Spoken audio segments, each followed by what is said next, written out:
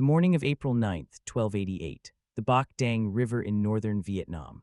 The water is high, reflecting the sunrise like polished bronze. A fleet of 500 Mongol warships crowds the river, their massive hulls blocking the waterway from bank to bank. Admiral Omar stands on the command deck, watching his fleet pursue a handful of ragged Vietnamese junks fleeing upriver. He smiles. These pathetic boats are all that's left of the Vietnamese resistance. The greatest navy in the world is about to crush the last defenders of Đại Việt.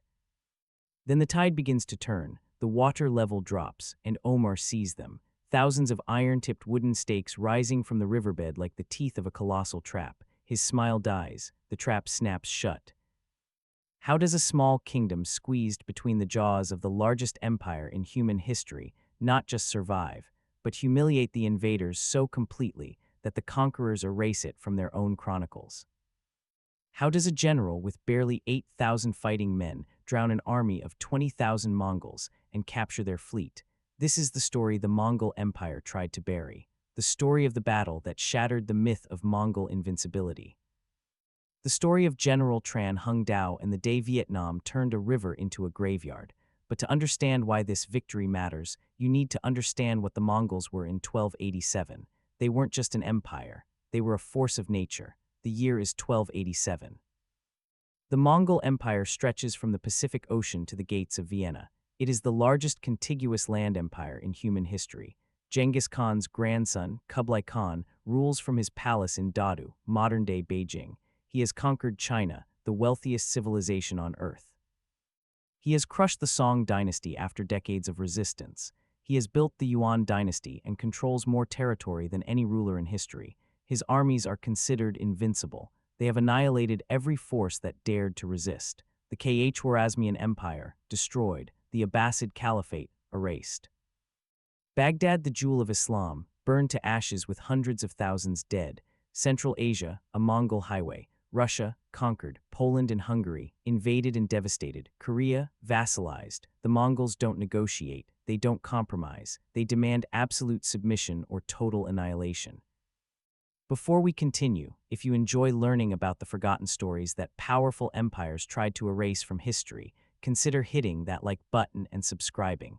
These hidden truths deserve to be remembered. Comment below and let me know where you're listening from. I find it incredible that we're exploring these ancient battles together from different parts of the world, connected across centuries by our shared curiosity about the courage it takes to stand against impossible odds. To the south of China lies a kingdom called Đại Việt, modern-day Vietnam. A strip of land squeezed between the mountains and the sea, the Red River Delta, flat and fertile, fed by monsoon rains, dense jungles, suffocating humidity, a landscape that swallows armies. The Vietnamese have fought for independence for centuries. They broke free from Chinese domination in 938 at the First Battle of Bạch Đằng River, where General Ngo Quyen used iron-tipped stakes hidden underwater to destroy a Chinese fleet. That victory is legend. That tactic is remembered. By 1287, Đại Việt is ruled by the Trần dynasty. Emperor Trần Hưng Đạo sits on the throne. He is young, scholarly, and deeply Buddhist. He wants peace. But peace is not an option when Kublai Khan wants your kingdom. The date is December 1257, the first Mongol probe into Vietnam. General Uriankadai leads a Mongol force south from Yunnan after conquering the Dali kingdom. The Mongols demand passage through Vietnamese territory to attack the Song dynasty from the south. The Vietnamese refuse. Uriankadai invades anyway. His forces sack the Vietnamese capital, Thang Long, modern Hanoi. But the Vietnamese don't stand and fight in open battle where Mongol cavalry dominates. They melt into the jungles, they burn their own crops, they poison wells, they set traps. The Mongols find no supplies, no enemy to crush, just heat, disease, and guerrilla attacks bleeding them dry. Uriankadai withdraws. The Mongols call it a strategic redeployment, the Vietnamese call it survival, but Kublai Khan doesn't forget. The year is 1279. Kublai Khan has finally destroyed the last Song resistance. China is his. Now he turns his attention south. He looks at the map. Vietnam, Champa, Java. Southeast Asia is next. He sends an envoy to Đại Việt with a message wrapped in silk and soaked in threat. Submit, send tribute, come to my court and bow, or I will drown your kingdom in blood. Emperor Trần Hưng Đạo faces an impossible choice. Bow to the Mongols and become a vassal, losing independence his ancestors died for, or refuse and face an empire that has never lost a war. The court debates for months. Some ministers argue for submission, better to survive as a tributary than die with pride. Others demand resistance. The emperor listens to his uncle, Prince Trần Quoc Tuan, a military genius known to history as Trần Hưng Đạo. Trần Hưng Đạo is born in 1228. He is a prince of the royal family, the son of Trần Lưu. He grows up watching his kingdom navigate the deadly chessboard of East Asian politics. China to the north, Champa to the south, the sea to the east, mountains to the west, squeezed, always squeezed. He studies military strategy. He reads the Chinese classics, Sun Tzu, The Art of Deception.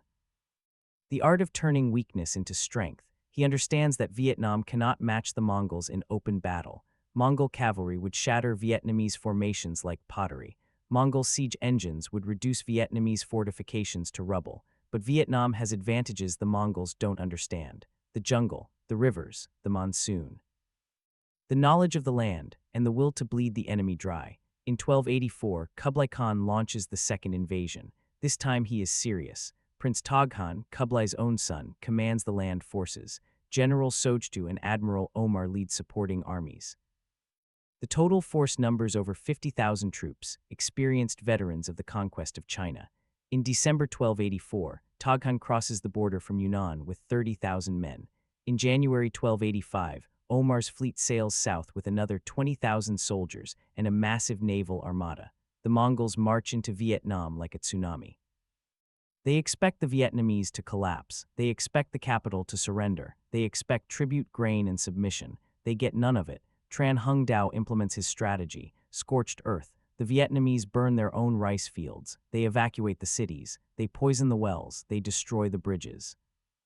When the Mongols capture Thang Long in March 1285, they find an empty shell. No food, no supplies, just a ghost city. The Mongols occupy it anyway, thinking resupply is coming. But Trần Hưng Đạo forces cut the supply lines. Small, fast-moving Vietnamese units ambush Mongol patrols.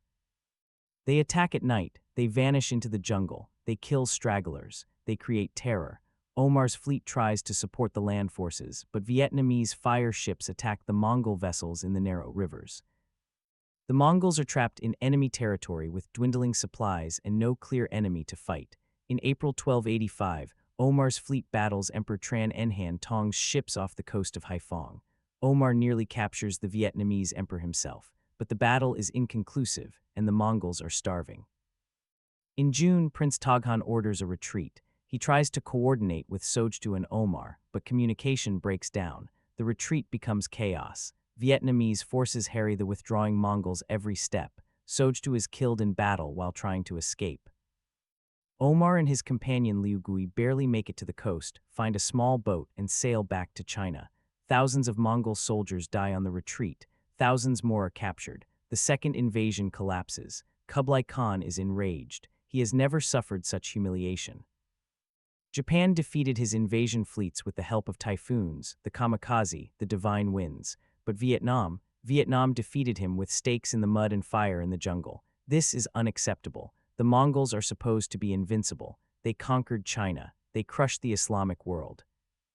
They terrified Europe, and now this tiny kingdom in the jungle is making them look weak. Kublai Khan begins planning the third invasion, the final invasion, the invasion that will annihilate Vietnam once and for all. This moment resonates through history like thunder. If you're as gripped by this story as I am, hit that like button. It really helps the algorithm share these forgotten histories with more people who need to hear them. The year is 1287, December. Kublai Khan launches the largest invasion force he has ever sent to Southeast Asia. Between 100,000 and 170,000 soldiers, divided into two massive armies. Prince Toghan commands the land forces again, determined to redeem his failure. Admirals Omar and Fan Yi command the naval forces, a fleet of 500 warships, 70 transport vessels, and tens of thousands of sailors. The plan is coordinated. The armies will converge on Thang Long, capture the capital, secure the Red River Delta, and force the Vietnamese to submit. This time there will be no retreat. This time the Mongols will stay until Vietnam is conquered. On December 17, 1287, Omar's fleet sets sail from Kinju in southern China. They sail through the Gulf of Tonkin and enter Vietnam through the Bạch Đằng River, the same waterway where the Vietnamese defeated the Chinese 350 years earlier. Omar knows the history. He doesn't care. His fleet is overwhelming. His ships are massive. His soldiers are hardened veterans. What can stakes in the river do against 500 warships? Meanwhile, Toghan's land army crosses the northern border. The two forces plan to meet at Van Keep and then march together to Thang Long. Emperor Tran Nhan Tong and Tran Hung Dao watch the Mongol advance. They know this is the final test. If they lose, Vietnam becomes a Mongol province. Vietnamese independence dies, but they have a plan, the same plan that worked in 938, the same plan that nature itself designed. The rivers, the tides, and the patience to wait for the enemy to walk into the trap. In January 1288, the Mongol forces converge. Toghan's army sweeps through the northern provinces, scattering Vietnamese resistance. On February 3rd, the Mongols capture Thang Long. Again, they find it empty. Again, no supplies. Again, the Vietnamese have burned everything, but this time the Mongols are confident. Their supply fleet under General Zhang Wenhu is sailing to meet them. Hundreds of ships loaded with rice, weapons, and reinforcements. The Mongols just need to hold the delta until the supplies arrive. But they were all watching the wrong hand. In late January, Prince Tran Hung Dao and Prince Tran Khan Du position 30 warships near Van Don Island, a strategic point along the coast. They wait for Zhang Wenhu's supply fleet. When the massive convoy appears, sailing slowly through narrow waters, the Vietnamese attack. Fire ships slam into the Mongol transports. Vietnamese marines board and capture Mongol vessels. The supply fleet is shattered. Zhang Wenhu, humiliated and defeated, turns his surviving ships around and flees back to Hainan Island.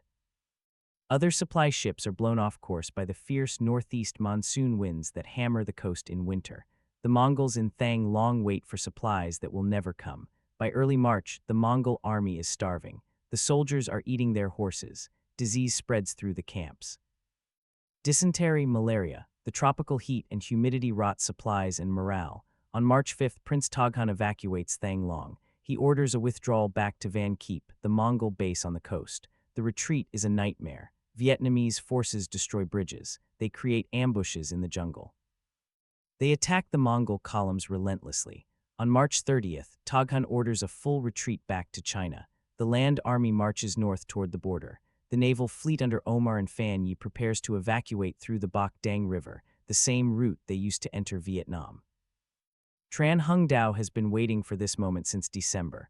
While the Mongols occupied Thang Long, Vietnamese soldiers worked in secret. They moved through the jungles. They traveled at night. They carried thousands of wooden poles, each 10 to 15 feet long, each tipped with sharpened iron.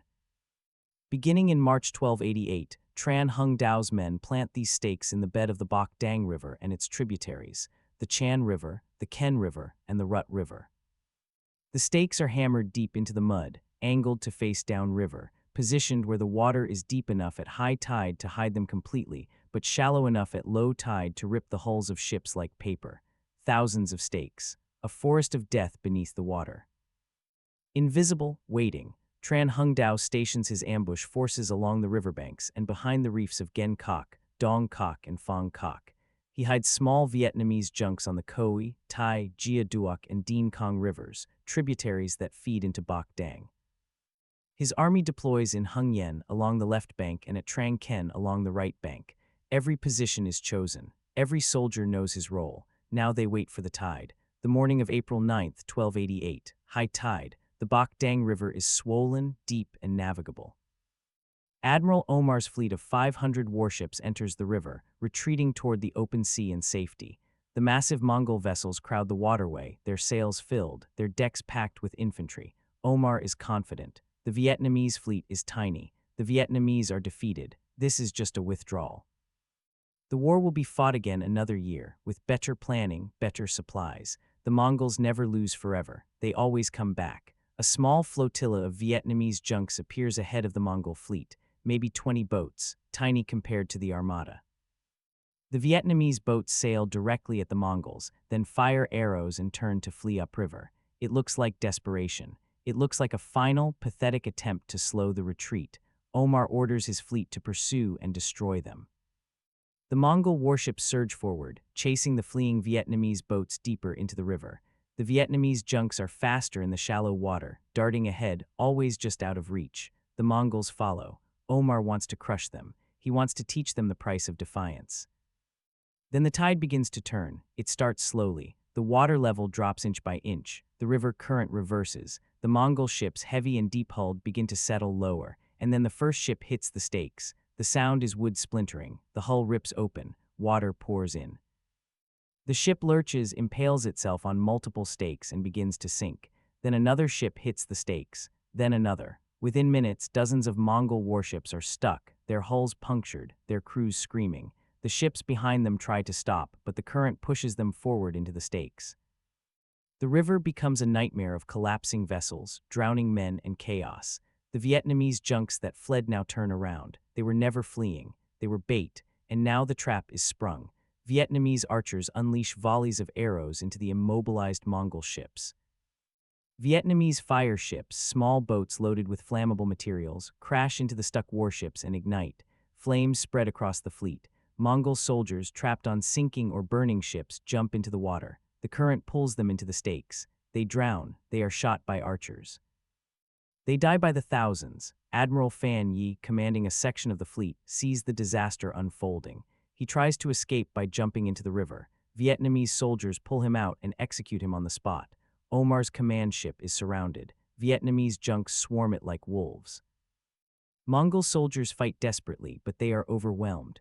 Omar is captured alive, dragged from his ship in chains.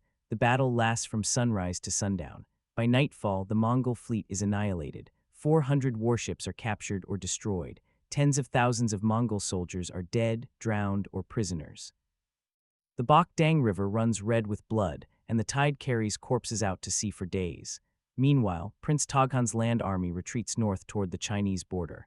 Vietnamese forces pursue them relentlessly, attacking day and night. Toghan is forced to abandon his ship and flee through the jungle on foot, escorted by a handful of surviving guards. Most of his army is killed or captured. By the time Toghan crosses into China, he has lost nearly his entire force. The third Mongol invasion is over. Vietnam has won. When the news reaches Kublai Khan, he is consumed by rage. He banishes his own son, Prince Toghan, to Yangzhou for life, stripping him of titles and honor. The humiliation is total. The Mongols, who conquered the world, were defeated by a kingdom they considered insignificant. Kublai Khan plans a fourth invasion, but he dies in 1294 before it can be launched. His successor, Timur Khan, abandons the dream of conquering Vietnam. The Yuan dynasty accepts a nominal tributary relationship with Dai Viet, a face-saving gesture that allows both sides to claim victory. But everyone knows the truth. The Mongols were crushed, and they never came back. But the story doesn't end with victory. It ends with erasure. The Mongol chronicles barely mention the defeats in Vietnam. The Yuan Shi, the official history of the Yuan dynasty, glosses over the disasters, framing them as minor setbacks or strategic withdrawals. The details of the battles are vague. The casualty numbers are omitted. The names of the captured generals disappear. The Mongol Empire, which documented its conquests in meticulous detail, chose to bury its failures. The battles in Vietnam were too humiliating, too damaging to the myth of invincibility, so they were erased, written out of the story. For centuries, the Mongol defeats in Vietnam were footnotes, known only to Vietnamese chronicles and scattered Chinese records.